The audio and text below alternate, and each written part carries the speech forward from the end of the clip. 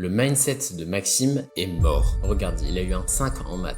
Si c'est que ça, tout va bien. Mais maintenant, regarde sa réaction. Purée, j'ai encore eu 5. Pas grave, les maths ça pue. J'ai jamais été bon en maths. Tu sais quoi, c'est décidé. Si j'arrive pas à m'en sortir avec les cours, je vais m'en sortir avec le business. J'achète la formation à Yomi Danzel et de Lohan avec la CB de ma mère ce soir. Alors toi, t'es vraiment pas la merguez la mieux cuite du four. Est-ce que ça vous est déjà arrivé? Vous confrontez à un objectif, une épreuve ou un échec, et cette voix s'active. Elle vous dit que cet échec vous définit. Vous ratez une vidéo, elle se déchaîne. Vous êtes un mauvais youtubeur. Vous n'avez pas de talent, ce n'est pas fait pour vous. Cette voix vous hante. C'est à cause de votre mindset. Oui, ce mot cliché dont tout le monde parle, mais que personne n'explique. Donc moi, votre humble serviteur à moins de 1000 abonnés, je vais m'en occuper. Avant de vouloir changer notre mindset, il faut les capacités de le comprendre. Ce qui inclut de savoir de quoi il est fait. Alors laissez-moi vous raconter une histoire. Celle d'une expérience psychologique.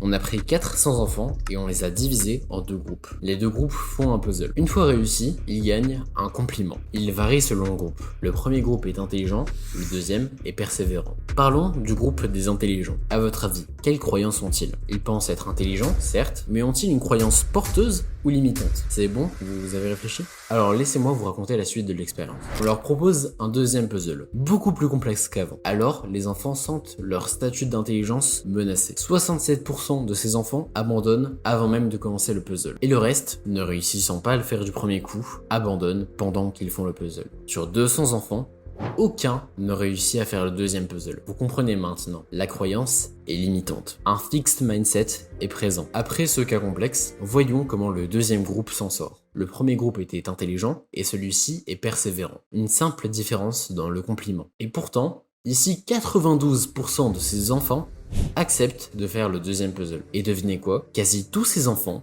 ont réussi ce puzzle. La croyance les a aidés, la croyance est porteuse. C'est un growth mindset. Si toi aussi tu veux voir un growth mindset, d'abord débarrasse-toi de ton fixed mindset. Pour le faire, c'est un travail long, très long, puisqu'il faut détruire une par une toutes tes croyances limitantes. Mais on n'a pas le temps, alors on va prioriser. Plus une croyance est vieille, plus elle est difficile à dégager. Alors déterre vite les graines avant de devoir couper des baobabs. Et une fois que tu as identifié tes croyances limitantes, on peut aller les combattre. Mais comment? C'est simple, vous allez devoir vous convaincre vous-même qu'elles sont fausses.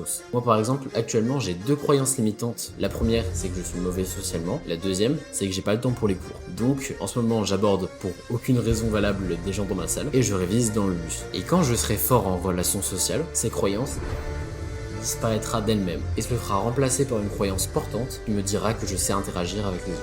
En attendant d'avoir ce niveau-là, vous pouvez juste réfuter les paroles de votre croyance limitante avec des arguments logiques. C'est tout ce que j'avais à vous dire. Restez résilients, je vous fais des bisous.